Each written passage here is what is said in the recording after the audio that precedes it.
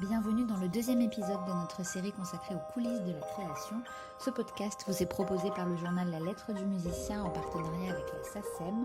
Je m'appelle Suzanne Gervais et je reçois le compositeur Régis Campo. Alors installez-vous confortablement et ouvrez vos oreilles.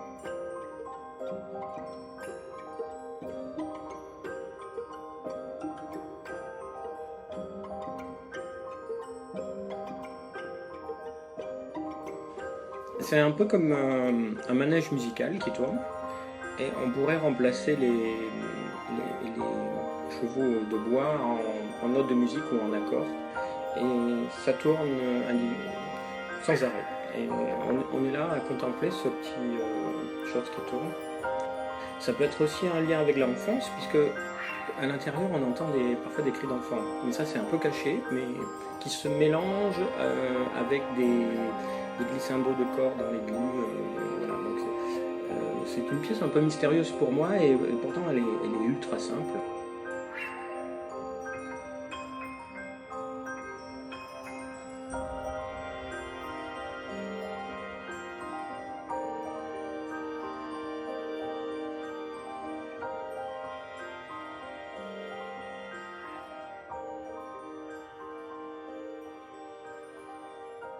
Bonjour Régis Campo, vous êtes compositeur, vous avez 51 ans, vous avez écrit des sonates, des concertos, des pièces pour ensembles instrumentaux et vocaux, des opéras aussi, et vous n'hésitez pas non plus à vous frotter à des instruments peu communs comme le thérémine, dans une pièce qui s'appelle Dance Floor with Pulsing, on entendra un petit extrait. Régis Campo, pour commencer, qu'est-ce que vous préférez dans votre métier ? Ce que j'adore, c'est juste le contact humain, à chaque fois... avec les musiciens, le public, les organisateurs, enfin tout, avec le monde. Et être un peu comme un petit poisson dans l'eau, être pendant les répétitions, voir les musiciens dans l'orchestre, et parler avec un soliste, tout ça. Et peut-être qu'est-ce que vous aimez le moins dans votre métier de compositeur ? Il y a quand même un stress dans la composition parce que j'ai tendance à beaucoup écrire, mais j'ai peur de me répéter et j'ai peur d'avoir peur, donc je compose encore plus. Il y a aussi le délai, et donc il y a le stress, c'est aussi quand on compose, on se dit est-ce que c'est la bonne idée, est-ce que je passe à côté de quelque chose. Donc c'est toujours le moment, j'essaie toujours d'avoir avoir du recul avec mon propre travail et chercher toujours le petit coin de l'oreiller frais pour ne pas me rester en boucle comme ça.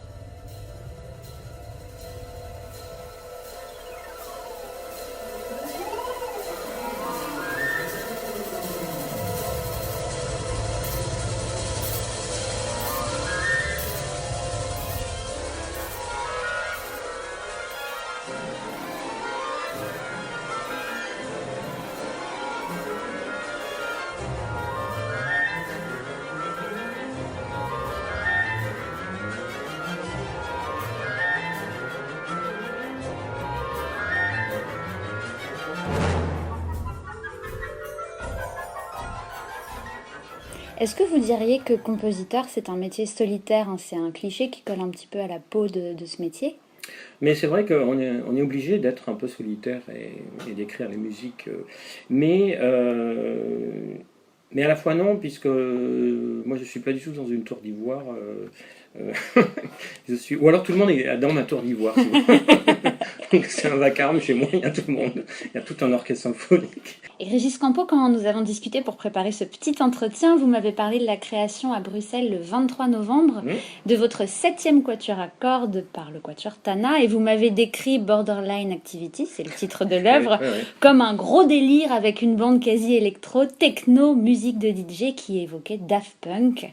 Le délire, la folie, la transgression même, est-ce que c'est important quand on compose ? Ah oui.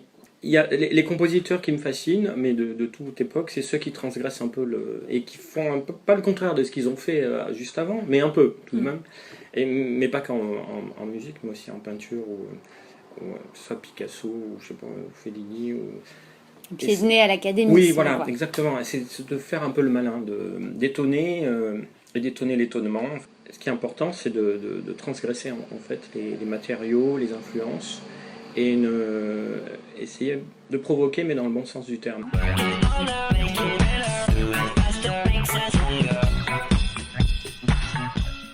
Est-ce que c'est difficile de trouver sa place aujourd'hui quand on est compositeur à l'heure où, il faut le dire, les financements publics pour la création font plutôt grise mine?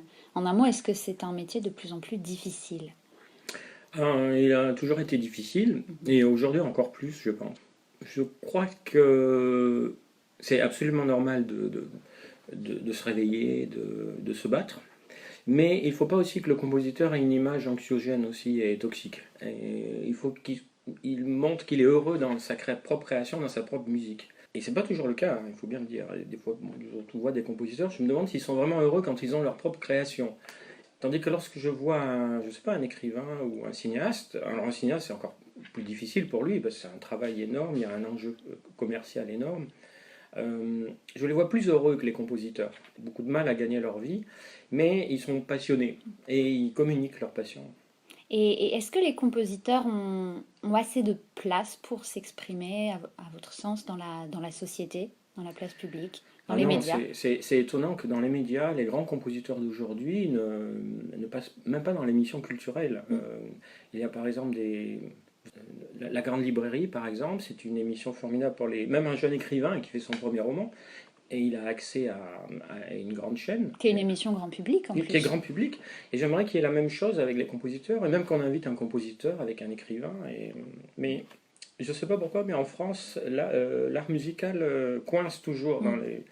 Aujourd'hui et avant, de se désintéresser un peu pour la musique à la télévision. Et quel est votre rapport au public avec les résidences de compositeurs dans les conservatoires, au sein des orchestres et des ensembles?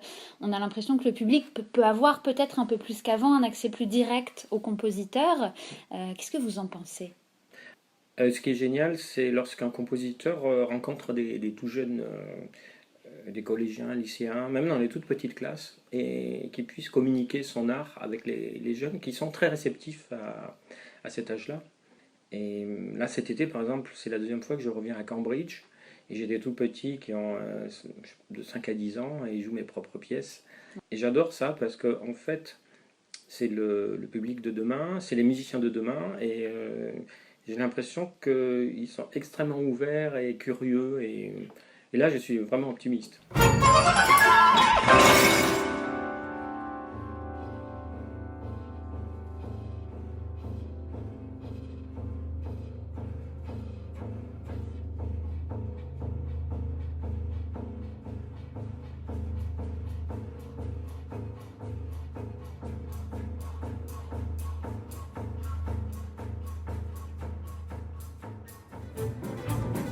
C'est ma pièce Street Art, qui est écrite pour 12 musiciens. Et j'ai dédié cette œuvre à un grand ami qui est journaliste et écrivain et qui s'appelle Laurent Villarenne, qui n'arrêtait pas pendant des années de me faire écouter beaucoup de musique électro, de groupes comme Daft Punk et d'autres groupes un peu louches. Et à cause de lui, j'ai composé cette œuvre étrange. Régis Campo, la pédagogie et la transmission occupent une place importante, on peut le dire, dans votre vie, puisque vous enseignez la composition au Conservatoire de Marseille. Quels conseils, quelles recommandations donneriez-vous à une jeune compositrice ou à un jeune compositeur qui nous écoute? La première chose, c'est la curiosité. C'est-à-dire d'avoir toujours une partition sous le bras, de fouiner, de chercher de partout, et d'être toujours avec l'envie de trouver quelque chose. Un peu comme une caverne d'Ali Baba. J'essaie toujours, dans ma classe par exemple, de susciter l'envie, le désir de composer, mais aussi la curiosité d'une nouvelle œuvre qui vient de se créer.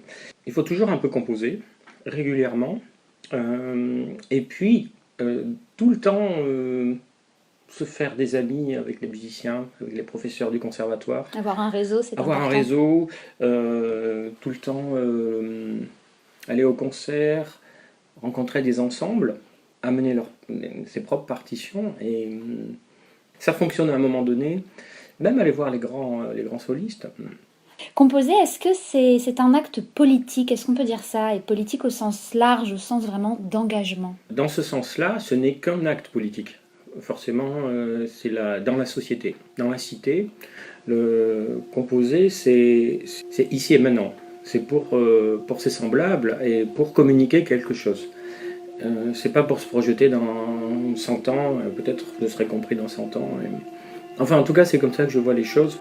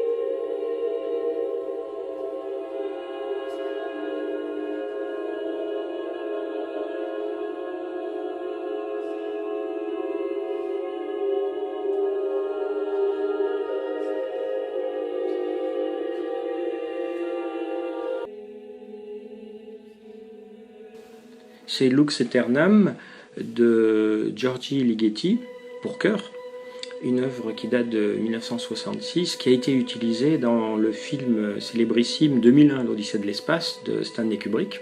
Et j'ai découvert cette musique et ce compositeur à travers ce film.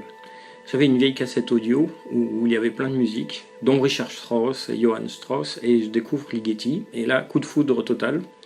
C'est une musique éternelle. On a l'impression d'être à travers un petit hublot, d'entendre une musique qui passe, comme les nuages que l'on voit à travers les hublots d'un avion.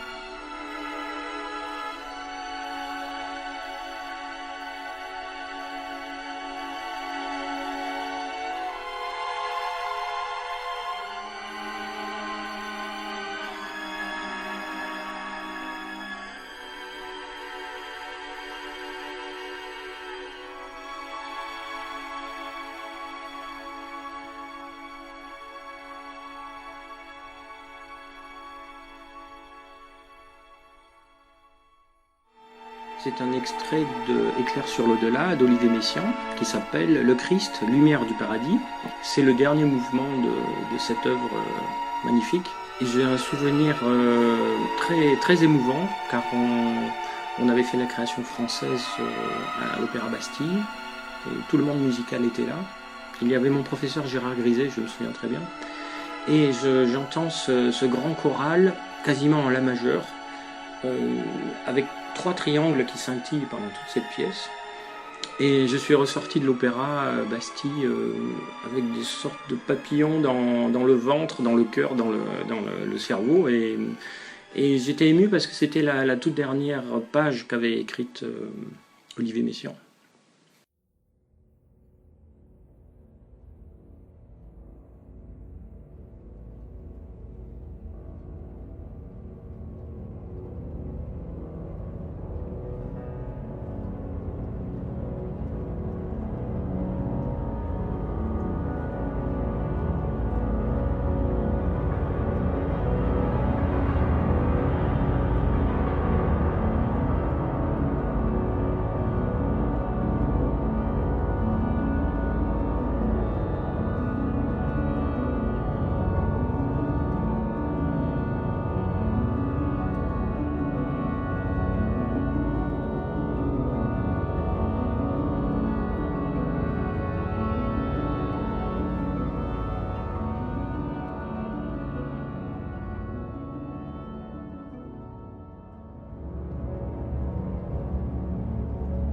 J'adore cette œuvre symphonique. C'est Become Ocean de John Luther Adams, à ne pas confondre avec John Adams. Pour moi, c'est un compositeur beaucoup plus important que John Adams. John Luther Adams a vécu souvent en Alaska. Et quand on écoute cette œuvre, qui je sais pas, elle doit durer 45 minutes, on a l'impression d'être comme un poisson dans l'océan, et on se rend mieux compte de notre terre, de l'immensité des océans, des vagues, et on est transporté complètement dans cette musique. Merci Régis Campo pour cet échange, et peut-être que pour terminer, vous pouvez nous avouer une passion, ou en tout cas une inclination musicale inavouable. Ah, beaucoup de musique de films de Ennio Morricone, des années 70, même les pires. Moondog aussi. Dans l'histoire de la musique, il y a des riffs de Pierre Boulez, mais il y a aussi le concerto gastronomique de Vladimir Cosma du film L'aile ou la cuisse.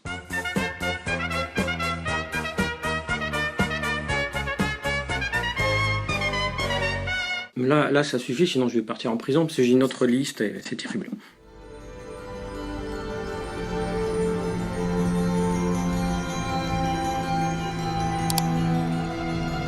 Good night, good luck, a Merry Christmas, and God bless all of you.